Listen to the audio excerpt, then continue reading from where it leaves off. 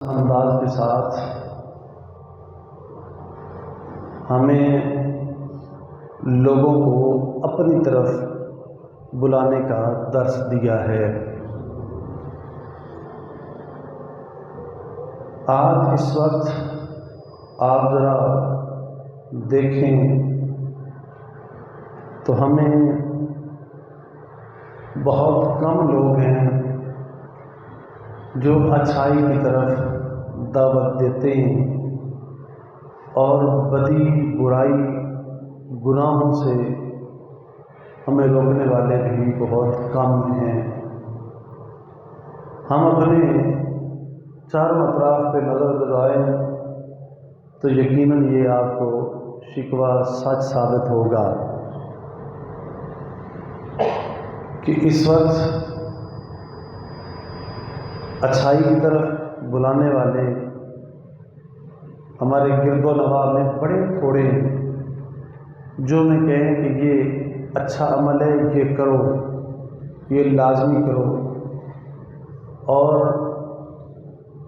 جب برائی کو ہوتے ہوئے دیکھتے ہیں، برائی کی بھی کئی ساری قسمیں ہیں، تو برائی بدی کی تمام قسموں کے اوپر بھی خاموش رہتے ہیں اور چپ ہو جاتے ہیں۔ ایک دوسرے کی جب برائی دیکھتے ہیں تو اسے گنوں میں شکووں میں تو ہم ضرور ڈھال لیتے ہیں،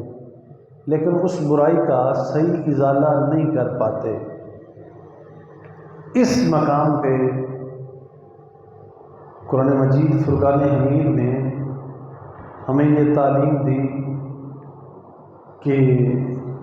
لوگوں کو اللہ کریم کے راستے کی طرف نہایت ہی حکمت اور اچھی نصیحت کے ساتھ لوگوں کو بلاؤ۔ ذرا میری طرف آپ توجہ کریں، ذرا غور کریں، ذرا بڑا نہایت ہی عام اور ضروری موضوع ہے جس پہ میں آپ سے دو چار باتیں عرض کروں گا۔ تو فرمایا ادعو الی سبیل ربک بالحکمۃ والموعظۃ الحسنہ، کہ لوگوں کو حکمت دانائی کے ساتھ اور اچھی نصیحت کے ساتھ لوگوں کو بلاؤ۔ آپ دیکھ لیں، اگر ہمارے گاؤں میں، پنڈ میں، شہر میں کہیں کوئی غلطی کر بیٹھتا ہے تو اس کا جو تعاقب ہے، اس کا بندوبست ہم غلط کرتے ہیں۔ جیسا کرنا چاہیے ہوتا ہے ویسا نہیں کرتے، اس کا تمسخر اڑاتے ہیں، مذاق اڑاتے ہیں، لیکن جیسے ہمیں حکم دیا گیا ہے ہم اس کا ازالہ ویسا نہیں کرتے، نہ برائی کا صحیح ازالہ کرتے ہیں اور نہ ہی اچھائی کو، بھلائی کو صحیح پروموٹ کر سکتے ہیں۔ اگر کسی کے اندر کوئی اچھی بات دیکھیں، بجائے اسے اس کی تحسین کرنے کے، اسے داد دینے کے، ہم اس کی داد کو بھی اور اس کی تحسین کرنے کی بجائے بھی ہم اس کا ازالہ اور طرح کرتے ہیں، تو یہ درست نہیں ہے۔ اور اس وقت میں ساتھ آپ کو ایک بول کی مثال بھی دیتا ہوں، یقیناً آپ میری بات سے اتفاق کریں گے، یہ بول بڑا عام ہے، جتھے کوئی لگا ہوتے صحیح ہے، دوسرے نو چھیڑو نہ تے آپ نے چھڈو نہ، یہ بول آپ نے بھی سنا ہوگا، دوسرے نو چھیڑو نہ تے آپ نے چھڈو نہ، تو جتھے کوئی لگا ہوتے صحیح ہے، یہ بات درست نہیں ہے۔ یہ آوارہ بول ضرور ہے، یہ ہتھ گنڈوں کا بول ضرور ہے، لیکن یہ قرآن و سنت کے خلاف ہے۔ اگر یہ آوارہ بول درست ہوتا، صحیح ہوتا، تو مجھے جواب دیں اللہ کریم کو اس بزم کو سجانے کی ضرورت کیا تھی؟ 1,24,000 کم و بیش بشمول میرے آپ سب کے جان و ایمانوں کے والی حضور نبی کریم صلی اللہ علیہ وسلم کو یہاں بھیجنے کی ضرورت کیا تھی؟ حضرت آدم علیہ السلام کی تکلیفوں کا آپ کو اندازہ ہے کہ تکلیفیں کتنی برداشت کی ہیں؟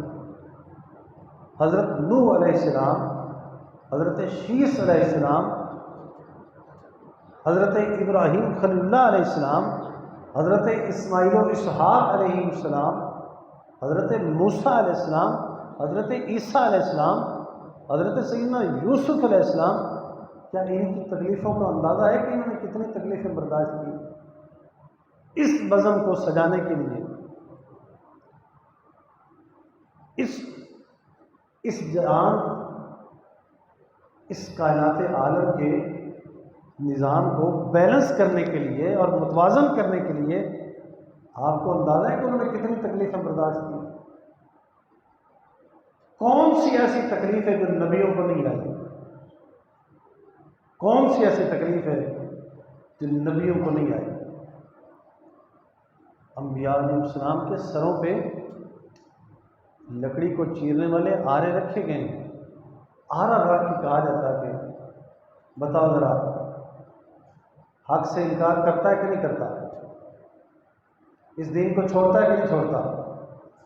لیکن ان نبیوں نے اپنے سروں پہ آرے چلوا لیے، لیکن اللہ جل وعلا کے اس ایمان اور اس دین سے وہ دستبردار نہیں ہوئے، آرے چل گئے، ان کی گردنیں اتر گئیں، ان کا شکوہ اللہ کریم نے فرمایا کلام مجید میں، فرمایا کیا ہمارے نبیوں کو تم نے اس لیے قتل کر دیا کہ ان کا قصور ان کا یہ تھا، انہوں نے اتنا ہی صرف کہا تھا نا کہ ہمارا رب اللہ ہے، انہوں نے اتنا ہی کہا تھا نا کہ قالوا ربنا اللہ، ہمارا رب اللہ ہے، تو یہ ان کا قصور تھا، اس قصور کا تم نے قتل کر ڈالا۔ کون سی تکلیف ہے جو نبیوں نے نہیں سہی؟ اگر یہ بول سچا ہوتا اور اس بول کا ہم نے ساتھ دینا ہوتا اور اس بول کی تصدیق کرنی ہوتی تو پھر کیا ضرورت تھی انبیاء علیہ السلام کو قتل کروانے کی؟ کیا ضرورت تھی؟ ان کے تن من دھن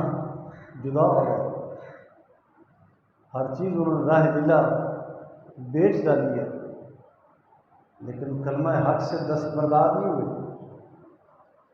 اگر اس بول کا ساتھ دینا ہوتا تو اس کائنات عالم میں، اس امت میں سب سے عظیم طبقہ جناب حضرت سیداتنا اہل بیت اطہار رضی اللہ عنہم ہیں، عظیم طبقہ، حسب و نسب کے اعتبار سے، قبیلہ کے اعتبار سے، نسل کے اعتبار سے، ہر اعتبار سے سب سے جو اعلیٰ ترین جو مقام پہ فائز ہیں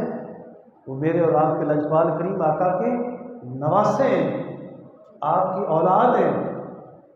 لیکن اگر یہ بول برقرار رکھنا ہوتا، جتھے کوئی لگا تھے صحیح ہے، تو مجھے بتائیں اہل بیت اطہار کے اتنی جانوں کا ضیاع کرنے کا کیا فائدہ تھا؟ جنہوں نے کلمہ حق نہیں چھوڑا، جانیں دے دی ہیں، کلمہ حق نہیں چھوڑا، اور آسمانی کتابوں کو اتارنے کی کیا ضرورت تھی؟ قرآن مجید فرقان حمید کو ذرا اٹھا کے ذرا اسے پڑھو تو صحیح، اتنا بڑا غصہ کیمیا،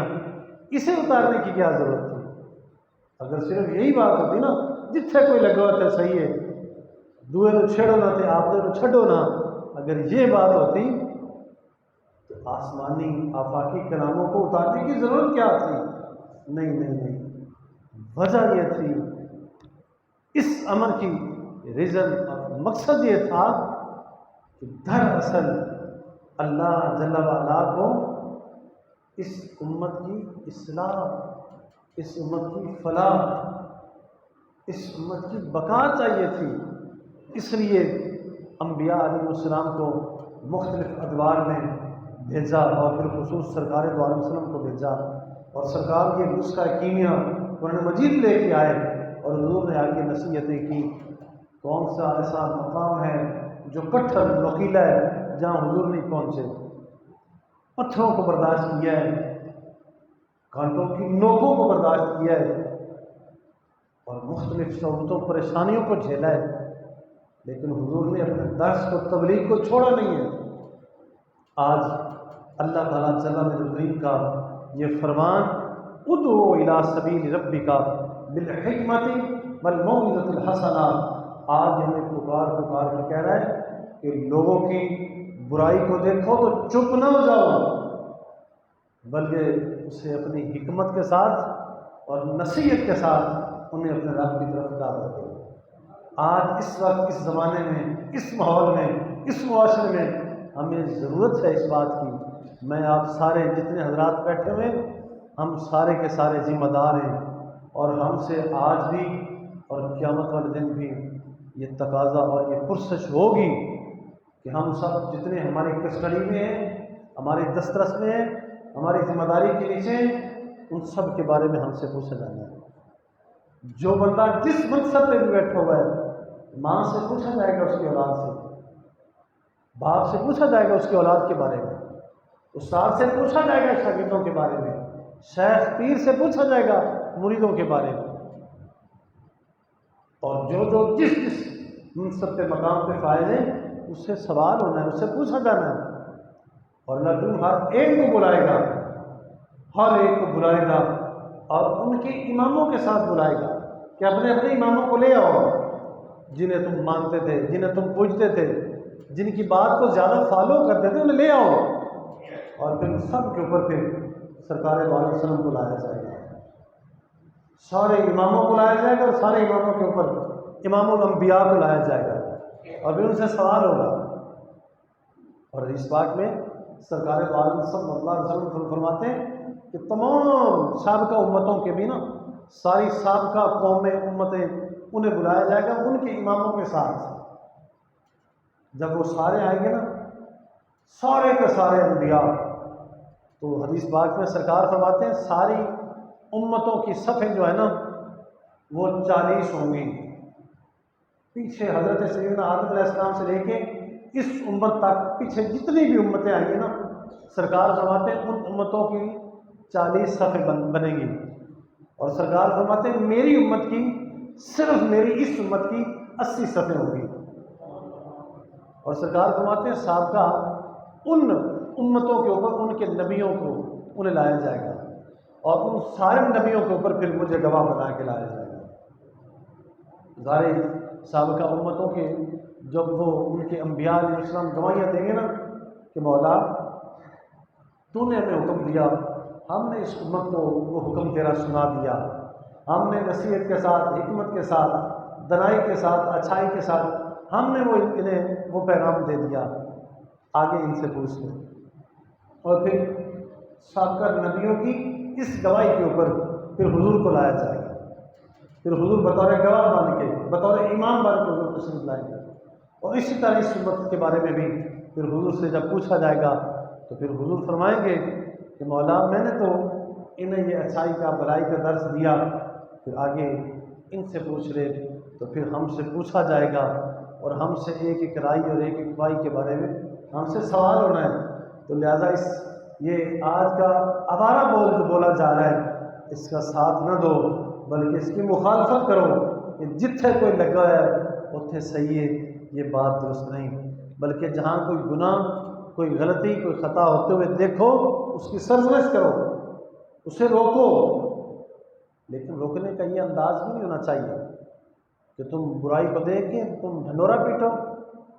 تم اس کا واویلا کرو، لوگوں کو بتاؤ تاکہ لوگ تمہارا سکہ بیٹھے، لوگ تمہیں بہت اچھا سمجھیں اور انہیں لوگ تم سے حقیر جانیں، تو یہ نہیں ہونا چاہیے۔ یہ دو لفظوں کی قید لگائی ہے، تمہیں اللہ کریم کے راستے کی طرف حکمت کے ساتھ اور اچھی نصیحت کے ساتھ بڑھو۔ تو ہمیں چاہیے کہ اپنے ارد و گرد، اپنے مضافات میں جب جہاں کوئی بدی، کوئی خطا ہوتی ہوئی دیکھیں، یا اس قوم کو، اس بندے کو، اس جماعت کو دیکھیں کہ یہ بندہ میرے رب سے اور رب ذوالجلال کے محبوب کریم صلی اللہ علیہ وسلم سے یہ بندہ دور ہے، یہ بندہ پیچھے ہے، تو انہیں چاہیے کہ انہیں حکمت کے ساتھ، دانائی کے ساتھ لوگوں کو گھیر کے لے آئیں، لوگوں کو بلا کے لے آئیں اور انہیں اچھی نصیحت کریں، انہیں کہیں، انہیں بتائیں، اور جب اچھی نصیحت کی جائے گی تو انشاءاللہ فرمایا کہ اللہ کریم کے قول سے زیادہ اچھا قول کس کا ہو سکتا ہے؟ اللہ کریم کے قول سے، اس کی بات سے زیادہ اچھی بات کس کی ہو سکتی ہے؟ ومن اصدق من اللہ حدیثا، اللہ کریم کی بات سے زیادہ اچھی بات کس کی ہو سکتی ہے؟ اس کے قول سے زیادہ اچھا قول کس کا ہو سکتا ہے؟ تو جب آپ میں کوشش کریں گے تو انشاءاللہ پھر وہ وقت دور نہیں ہے، آہستہ آہستہ پھر فرد سے افراد اور افراد سے جو ہے وہ معاشرہ اور یہ قوم پھر بنتی چلی جاتی ہے۔ یہی شیوا، یہی کام ہمارے بزرگان دین نے کیا ہے۔ آج ان کی روحیں آج ہم سے یہی تقاضا کرتی ہیں کہ ہم بالکل نگی ڈھال کے ہم سو نہ جائیں،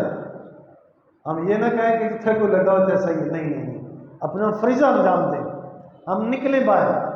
اور نکل کے جہاں تک ہماری آواز پہنچ سکتی ہے ہم اپنی آواز پہنچائیں، کم از کم اپنے بچوں کو، اپنی بیوی کو، اپنے والدین کو، اپنے دوستوں کو، اپنے بیلیوں کو تو ہم کہیں نا،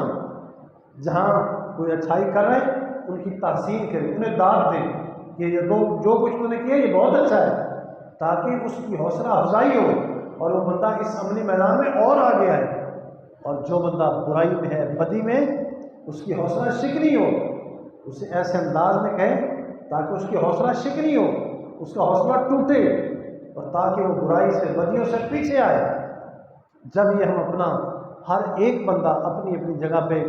یہ فریضہ انجام دیں گے تو انشاءاللہ پھر یہ بات یہ نہیں ہو سکتی کہ پھر ہم تبلیغ کریں اور پھر یہ زمانہ، یہ ماحول اسی طرح بگڑا رہے۔ آج یہ جو ہمیں دن دیکھنے پڑ رہے ہیں نا، یہ جو کچھ آج ہم دیکھ رہے ہیں، اس کی ریزن، اس کی وجہ یہی رہی ہے کہ ہم تبلیغ سے پیچھے ہٹے، ہم تبلیغ سے پیچھے آئے، ہم نے تبلیغ نہیں کی، ہم نے نصیحت نہیں کی۔ جیسے میں نے شروع میں کہا ہے کہ یا تو برائی دیکھتے ہیں اس کا ازالہ صحیح نہیں کرتے، اس کا ازالہ گندا کرتے ہیں، اس کا بجائے اس کی تصحیح کرنے کے بجائے اس کے کہ اسے نصیحت پہنچانے کے اس کا ازالہ غلط کرتے ہیں، لوگوں میں اس کا شعرہ پیٹتے ہیں تاکہ اس کی لوگوں میں تذلیل ہو، لوگوں میں تحقیر ہو۔ حالانکہ چاہیے یہ تھا کہ جب کبھی کسی جگہ پہ کوئی ایسی برائی دیکھی تو اس کی پردہ پوشی کر کے اسے نصیحت کی جائے تاکہ وہ آئندہ بدیوں سے بچے۔ یہ ہمارے اس وقت اس دنیا عالم میں سب سے بڑا یہ فقدان ہے۔ اگر اس زمانے میں، اس ماحول میں اگر یہ بات ہوتی رہتی تو آج ہمیں یہ دن نہ دیکھنے پڑتے، اور یہ نجی سطح سے لے کے اوپر تک یہی حال رہا ہے، نہ کسی چھوٹے کو نصیحت ہوئی ہے نہ کسی بڑے کو نصیحت ہوئی ہے، جیسے کوئی لگا رہا ہے وہ ویسے اس نے اپنی من مانی کی ہے۔ تو آج بات یہاں تک آ گئی ہے۔ یہ جو آج یہ جو سیلاب آیا نا، اگر اس سیلاب کو جیسے چشمہ جب پھوٹا تھا، اگر اس وقت یہ چوہے کا سراغ اگر بند کر دیا جاتا تو آج اس طرح یہ حال نہ ہوتا۔ یہ چوہے کا سراغ تھا اور اس کو وقت پہ بند نہیں کیا گیا، جس وجہ سے یہ چوہے والا سراغ صرف چوہے جتنا سراغ تھا، لیکن آج یہ سارا کا سارا بند جو ہے یہ ٹوٹ گیا ہے اور سیلاب آ گیا ہے۔ آج ہم قاصر ہیں کہ آج ہم یہ برائی میں بدیاں روکیں کیسے؟ آج اس وقت یہود و نصارہ اپنی پوری آب و تاب کے ساتھ آج وہ تلے ہوئے ہمیں مارنے کے لیے، مروانے کے لیے، ہمارے ایمانوں کی دولت کو کھسنے کے لیے، انہیں برباد کرنے کے لیے آج انہوں نے پورا زور لگایا ہوا ہے۔ تو آج ہماری جتنی کوششیں آج وہ ساری بیکار جا رہی ہیں، وہ اکارت جا رہی ہیں۔ اگر بر وقت اس کا ازالہ ہوتا تو یہ دن ہمیں نہ دیکھنے پڑتے۔ آج آپ دیکھ لیں ذرا، آج تمام ذرائع میں سے ایک ذریعہ، سب سے بڑا ذریعہ جو تیز اور فاسٹ ذریعہ ہے وہ انٹرنیٹ کی صورت میں ہے، اور ذرائع میں سے ایک ذریعہ انٹرنیٹ ہے۔ اور دیکھیں ذرا انٹرنیٹ کے اوپر ہماری نوجوان نسل جو ہے، ہمارے بچوں سے لے کے بڑوں تک جو ہے وہ آج اس کی حد کڑی میں اور اس کے جال میں آج پوری طرح پھنس چکے ہیں۔ آج میرا آپ کا دل نہیں کرتا، میں آپ جو ایجڈ ہیں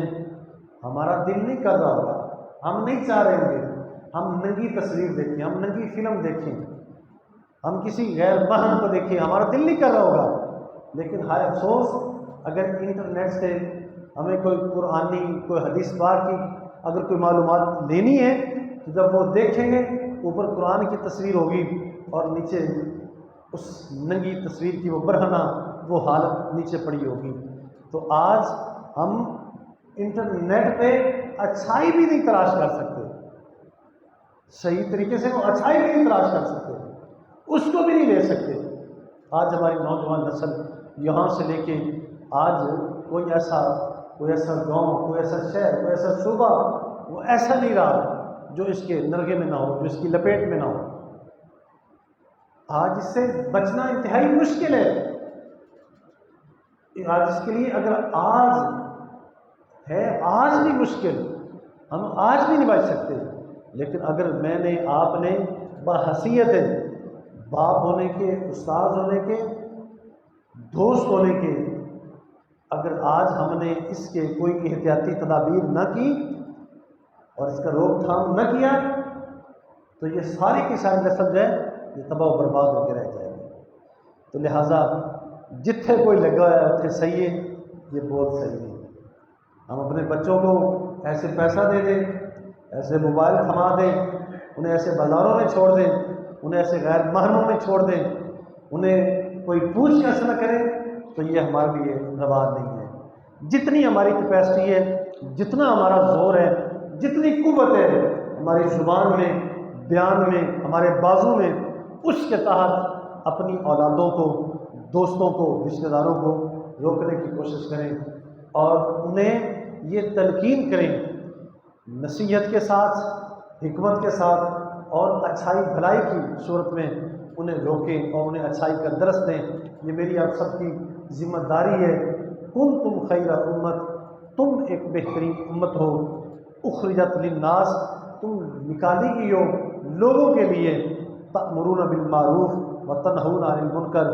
تاکہ تم لوگوں کو اچھائی کی طرف دعوت دو اور ان برائی سے تم منع کرو۔ آج اس وقت یہ نہایت پرفتن دور ہے۔ اس وقت میرا آپ سب کا، چھوٹے تو چھوٹے رہ گئے، ہمارا بڑوں کا بچنا مشکل ہو گیا ہے۔ چھوٹے تو پھر بڑے چھوٹے ہیں، نظرا چھوٹے تو بہت چھوٹے ہیں، ہمارا بچنا مشکل ہو گیا ہے۔ تو آج ہمیں نہایت اپنے احتیاطی تدابیر اختیار کرنے کی ضرورت ہے اور یہود و نصارہ سے، ان کی لابیوں سے، ان کے لیکچر سے اور ان کے مختلف جو ان کے ہتھ کنڈے ہیں ان سے بچنے کی ضرورت ہے۔ ویسے ہی اور پھر خاص طور پہ اس انٹرنیٹ سے ہمیں محتاط ہونے کی ضرورت ہے۔ اگر اپنے بچوں کو موبائل دیں، انہیں لیپ ٹاپ دیں، انہیں انٹرنیٹ کے اوپر بٹھائیں تو کوشش کریں انہیں وقت دیں، انہیں ٹائم دیں کہ ان کے پاس بیٹھیں، ان کی رکھوالی کریں، ان کی نگہبانی کریں اور اس کے ساتھ ساتھ انہیں اچھی نصیحتیں کریں، انہیں رو کے، انہیں ہنس کے، انہیں نصیحتیں دیں کہ بیٹا یہ جو کچھ تم دیکھ رہے ہو یہ ہمارے بھلے کا نہیں، یہ ہمارے برائی کے لیے ہے۔ یہ دشمن نے چیلنج، اور صرف ذرا دیکھیں نا ذرا کہ میرا اور آپ کے رب الجلال نے ہمیں ان کے رحم و کرم پہ نہیں چھوڑا، ہمیں آج سے 15 صدیاں پہلے انتظام فرما دیا۔ فرمائی یہود و نصارہ تمہارے دوست نہیں ہو سکتے، اور فرمائی یہ لوگ تو چاہتے ہیں کہ مسلمانوں کے اندر، مومنوں کے اندر یہ برائی پھیلا دیں، یہ تو چاہتے ہیں کہ تمہیں برباد کر دیں، لیکن تم رک جاؤ، تم صحیح ہو جاؤ۔ آج اس وقت ہمیں شیطان اور شیطان کی ہر جال چال سے ہمیں بچنے کی اور احتیاط کی ضرورت ہے، اور ہر صورت ہمیں چاہیے کہ ہم جس مقام پہ، جس پلیٹ فارم پہ اور جس کاروبار میں، جس شعبے میں ہم زندگی گزار رہے ہیں اس کے اندر اللہ کریم جل وعلا کی اس آیت مبارکہ کو اپنے ذہنوں میں بٹھا لیں اور آج سے کمر کس کے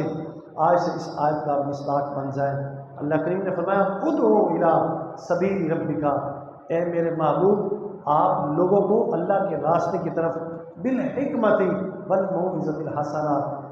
اچھی حکمت کے ساتھ اور خوبصورت نصیحت کے ساتھ لوگوں کو بلائیں، لوگوں کو دعوت دیں۔ ہمارے پاس جتنا کچھ ہے یہ اللہ کریم کا دیا ہوا ہے، اللہ کریم نے ہمیں دیا ہے، اللہ کریم نے ہمیں نوازا ہے۔ اگر ہمارا مال خرچ ہوتا ہو تو اپنا مال خرچ کریں، اپنا وقت لگتا ہو تو وقت لگائیں۔ جو نعمت بھی اللہ کریم نے ہمیں دی ہے اس نعمت کو اللہ کے راستے میں ہم صرف کریں۔ ہمیں جہاں اپنے آس پاس جہاں بھی کوئی ایسا کیس ایشو نظر آئے، ہمیں چاہیے کہ ہم اس کا روک تھام کریں۔ لوگوں کے لیے یہ پیسہ، یہ نعمتیں اللہ کریم نے اسی لیے دی ہیں، اور یہ یقین کریں آج کا ایک پیسہ لگایا ہوا اور آج کا ایک پیسہ اچھائی کے لیے، بھلائی کے لیے جو ایک پیسہ خرچ کریں گے، انشاءاللہ قیامت والے دن وہ ایک پیسہ جو ہے نا وہ ان گنت پیسوں کی صورت میں، اجر و کرم کی صورت میں وہ ہمارے سامنے آ گا۔ تو اللہ کریم ہم سب کو معاف فرمائے، اور یہ جو چند ایک میں نے اپنی گفتگو کے اندر جو کلمات ذکر کیے، اللہ کریم سب سے پہلے مجھے اور پھر آپ سب کو عمل کرنے کی توفیق عطا فرمائے۔ بآخر دعوانا الحمدللہ رب العالمین، وما علینا الا البلاغ۔